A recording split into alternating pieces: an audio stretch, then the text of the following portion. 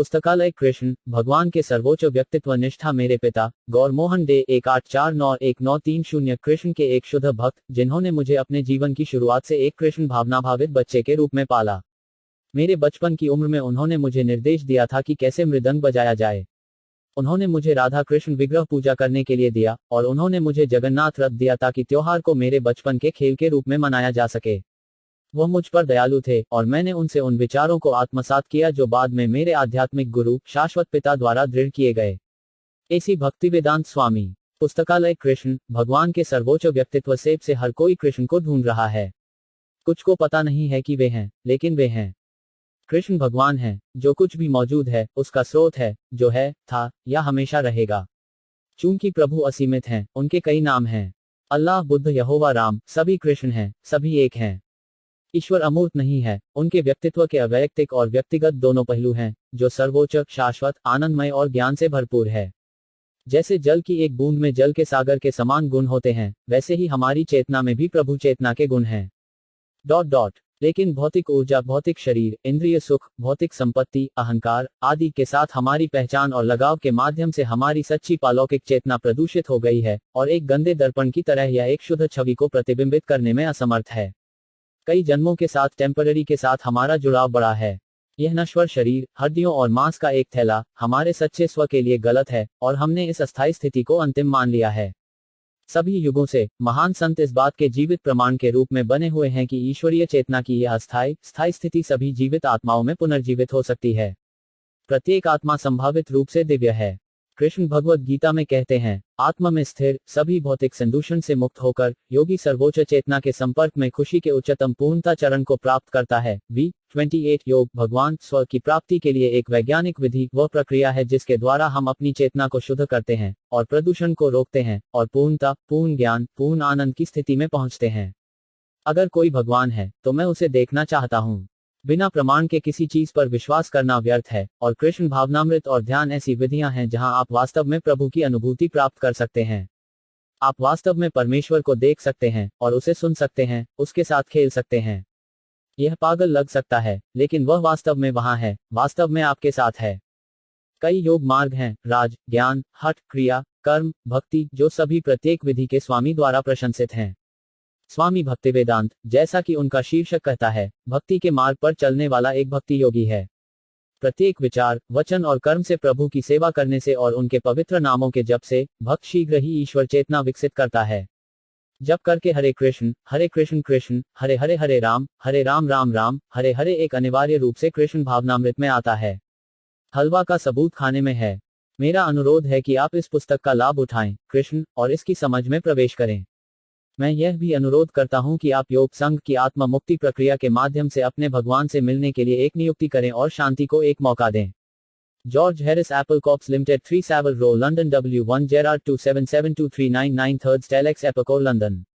पुस्तकालय कृष्ण भगवान के सर्वोच्च व्यक्तित्व प्रस्तावना निवित्तरण्यर उपज्ञमानत भवौषधक वर्ण मनो भीरामत का उत्तमलोक गुणानुवादत पुमन विराजयता विनापाशु घनत श्रीमद् भागवत 10.14 पश्चिमी देशों में जब कोई कृष्ण जैसी पुस्तक का आवरण देखता है तो वह तुरंत पूछता है, कृष्ण कौन है?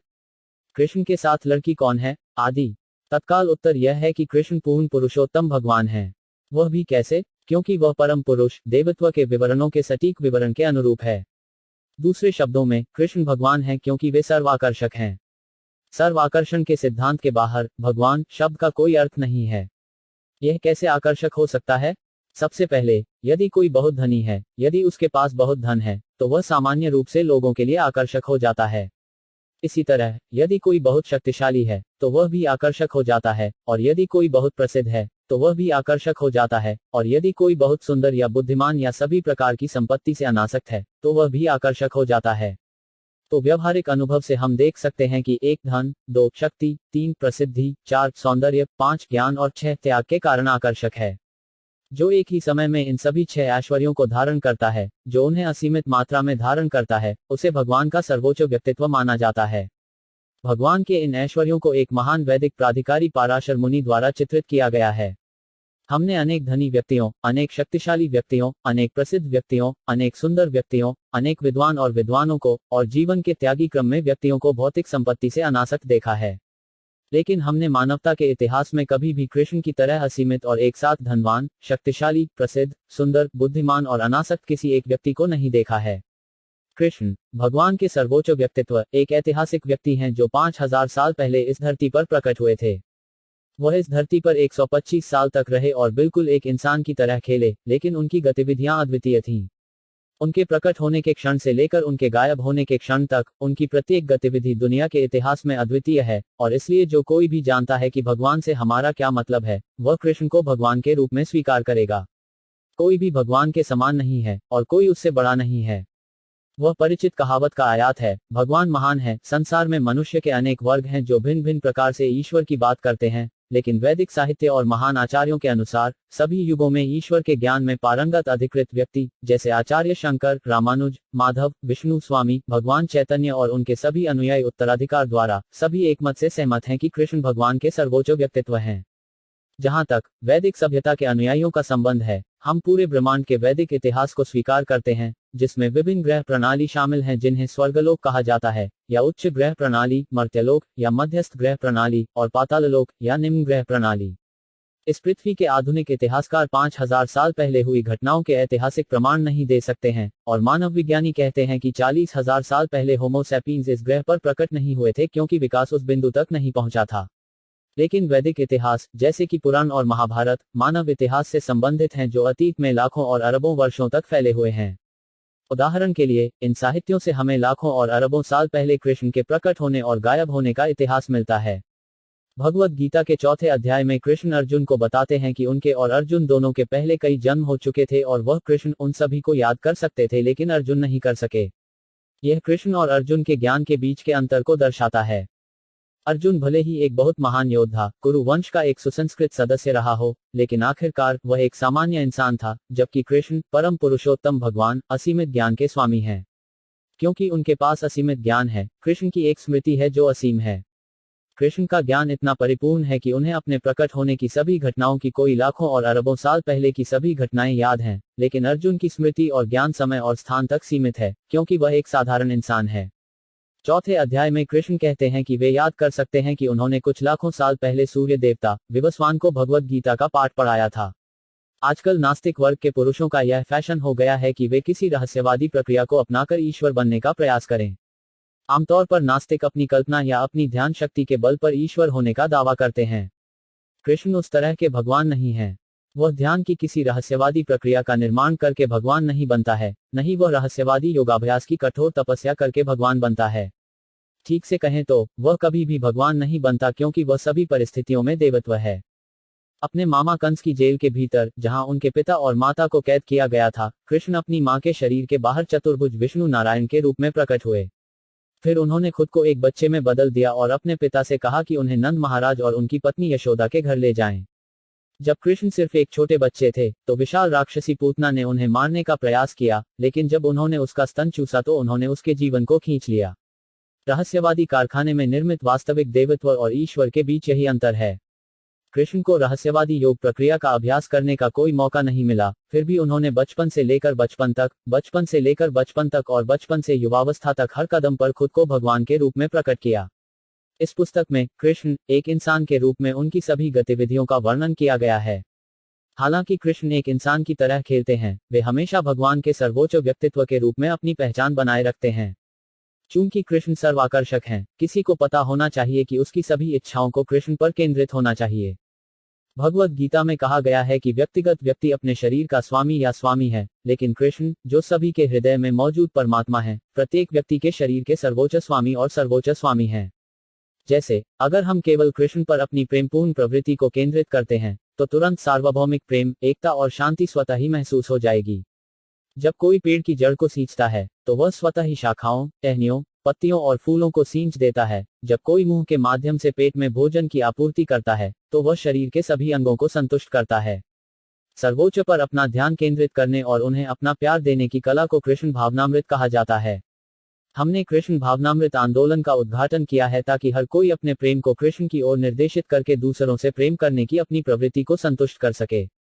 पूरी दुनिया दूसरों के लिए प्यार की निष्क्रिय प्रवृत्ति को संतुष्ट करने के लिए बहुत उत्सुक है, लेकिन समाजवाद, साम्यवाद, परोपकारिता, मानवतावाद और राष्ट्रवाद जैसे विभिन्न आविष्कार किए गए तरीकों के साथ साथ दुनिया की शांति और समृद्धि के लिए जो कुछ भी निर्मित किया जा सकता है, वे सभी हैं कृष्ण को प्रेम करने की कला के बारे में हमारी घोर अज्ञानता के कारण बेकार और निराशाजनक। आमतौर पर लोग सोचते हैं कि नैतिक सिद्धांतों और धार्मिक संस्कारों के कारण को आगे बढ़ाने से वे खुश होंगे। अन्य लोग यह सोच सकते हैं कि आर्थिक विकास से सुख प्राप्त किया जा सकता है, और फिर भी अन्य लोग सोचते हैं कि केवल इंद्रिय तृप्ति से वे सुखी होंगे। लेकिन वास्तविक तथ्य यह है कि लोग कृष्ण से प्रेम करके ही खुश रह सकते हैं। कृष्ण मधुर या रस नामक विभिन्न संबंधों में किसी की प्रेम प्रवृत्ति को पूरी तरह से बदल सकते हैं। मूल रूप से 12 प्रेमपूर्ण संबंध होते हैं।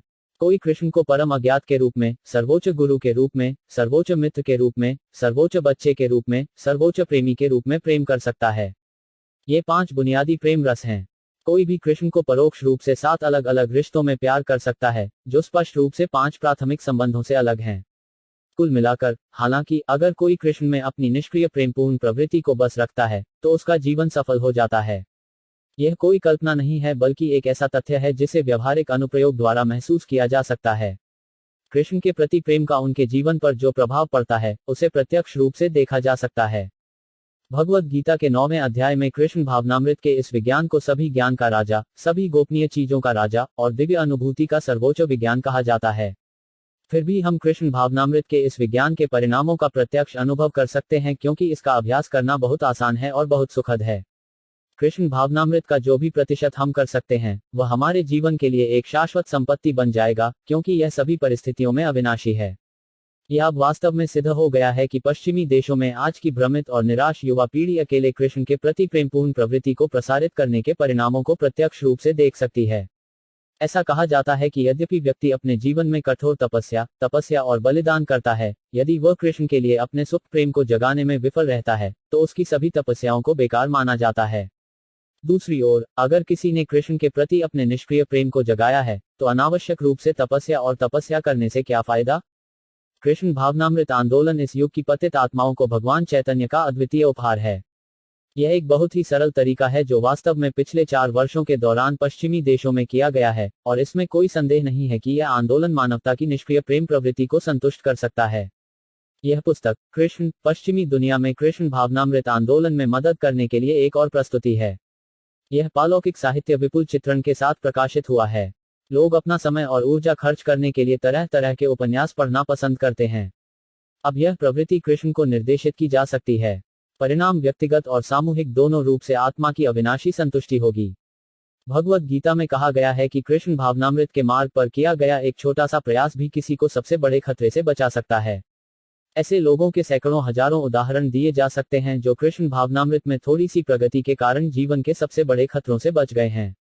इसलिए हम सभी से अनुरोध करते हैं कि इस महान पालौकिक साहित्य का लाभ उठाएं। एक के बाद एक पन्ने को पढ़ने से कला, विज्ञान, साहित्य, दर्शन और धर्म के ज्ञान का एक विशाल खजाना प्रकट होगा, और अंततः इस एक पुस्तक को पढ़ने से कृष्ण भगवान का प्रेम फलित होगा। इस खंड को छापने की पूरी लागत को पूरा करने के लिए $19,000 के उदार योगदान के लिए श्रीमान जॉर्ज हैरिस, जो अब हरे कृष्ण का जप कर रहे हैं, के कारण मेरी आभारी स्वीकृति है। कृष्ण इस अच्छे लड़के को कृष्ण भावनामृत में और उन्नति प्रदान करें। दास अधिकारी और श्रीमान प्रद्युम्न दास अधिकारी आदि ने इस प्रकाशन को सफल बनाने के लिए अलग अलग तरीकों से कड़ी मेहनत की। हरे कृष्ण। एसी भक्तिवेदांत स्वामी श्री भक्तिसिद्धांत सरस्वती का आगमन दिवस 26 फरवरी 1970। इस्कॉन मुख्यालय 3764 वात्सिका एवेन्यू, लॉस एंजल्स, कैलिफोर्निया।